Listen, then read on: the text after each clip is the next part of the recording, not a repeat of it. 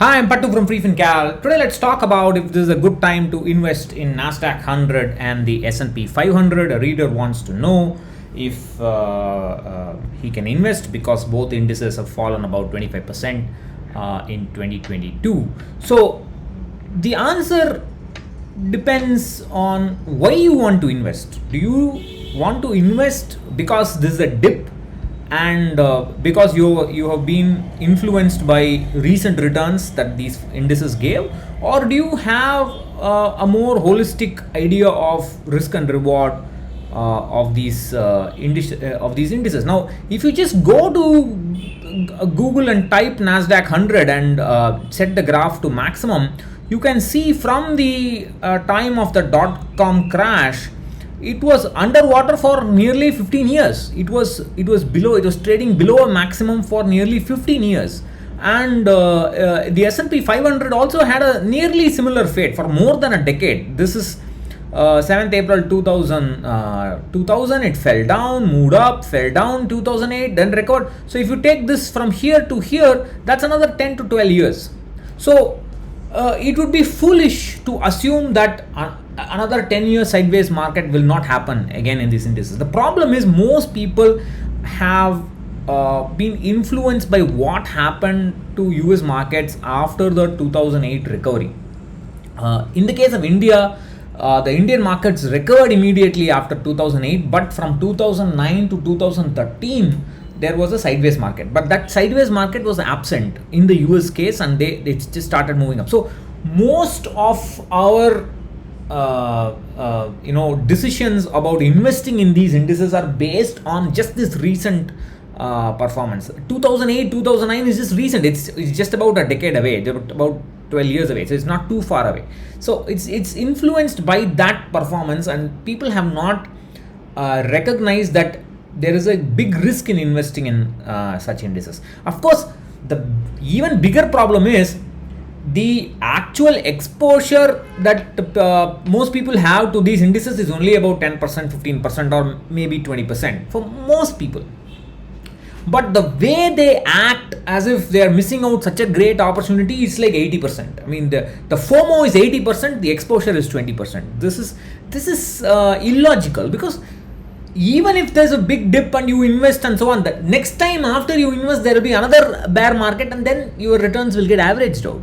So it's not that big a deal, and it's not to assume that you are going to miss out on a great opportunity and so on.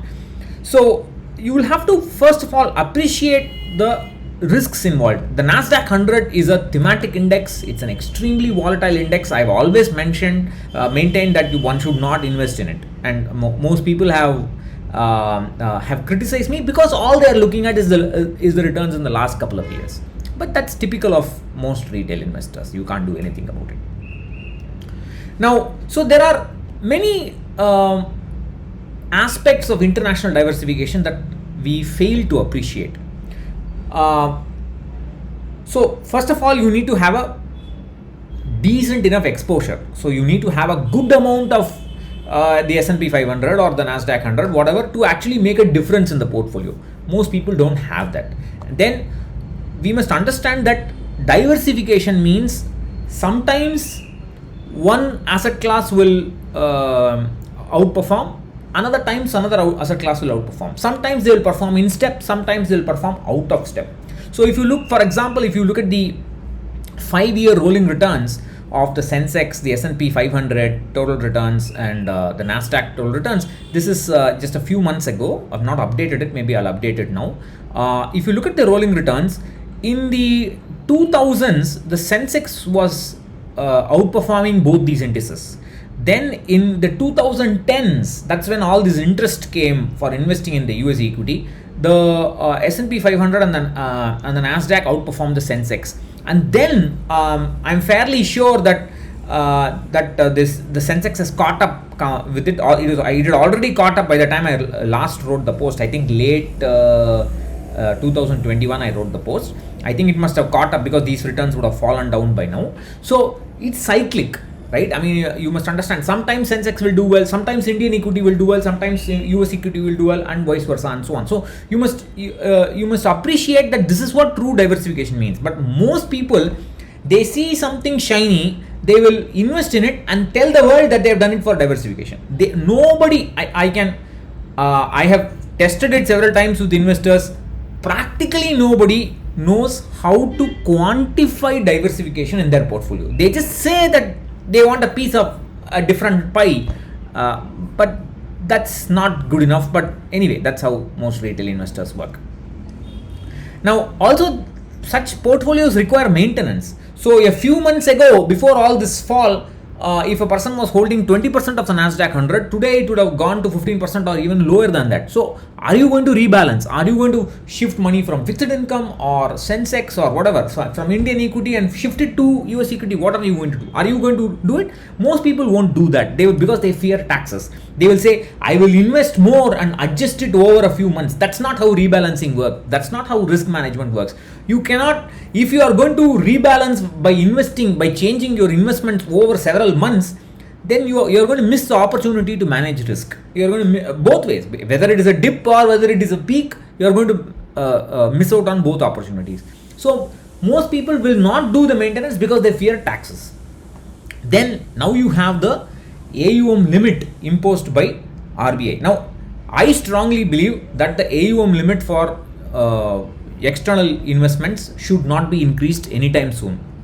For me, the stability of the INR is very important, because if the INR is stable, the Indian equity market will be stable. See, 80% of your equity portfolio is in Indian equity. Then why do you wish for the RBI to open up US equity, which will only, over time, it's going to be one of the factors that will destabilize the INR, not the factor, one of the factors. So most of our money is in Indian equity, and INR should be stable for that. So many people will disagree with me, but I don't care. I mean, when did that ever bother me? So that's that. So our recommendations are the following. I believe US equity is not really necessary. You can, there's enough room in the Indian equity space for it to grow and benefit from it. Most people anyway have small exposure, but they have too much of FOMO, which is illogical. So at best, what I would recommend is invest systematically in a S&P 500 passive fund. Do not use NASDAQ 100. NASDAQ 100 is just too volatile. It'll go up and come down, go up and come down. It'll just frustrate you. It's not worth it. I would avoid the NASDAQ 100. Do not go overboard. Do not invest lump sum amounts, because we don't know how long the recession. They say the recession has not yet started, so we don't know how long this sideways market is going to last. It can last for years. There is an option to invest tactically. I've talked about this. You can use double moving averages. I've talked about the see past videos. There is a way to do it, but of course that has its own pros and cons, which you will have to appreciate. The simpler option is, this is what I would recommend. If you don't mind holding an active fund, buy an active fund which invests in international equity, US equity, whatever. Within the allowed limits, there is still some space available. That fund manager will take care of rebalancing. The fund manager will even take care of tactical exposure to US equity or not international equity, whatever. There is no tax incidence. The net tax is lower, therefore. Of course, there is a risk of active fund management, but that's a chance you have to take, and you have to have a high enough exposure to such a fund. For example, in my portfolio, Parak Flexi Cap is about 45% to 50% of my overall exposure, overall equity mutual fund exposure. That's a lot. That's a huge concentration risk that I have. But that's not an immediate concentration. I've gotten used to it over time, but that can backfire. I mean, that's a risk that you have to take. You have to take some calls, and this is what I would prefer. I don't like investing in a passive fund externally, because those also have huge tracking errors which I have to worry about. That's not what I would choose. But I did not. I want to make it very clear. I have been a since NFO investor in Parak Flexi Cap. I have never once thought about investing in the fund because of its international exposure. I have never thought about it. Of course, it does. The fund benefited because of that. The fund may or may not benefit in future. I don't know. We will take a call as per that. So those are my recommendations. Of course, most young people will not agree, but that's that.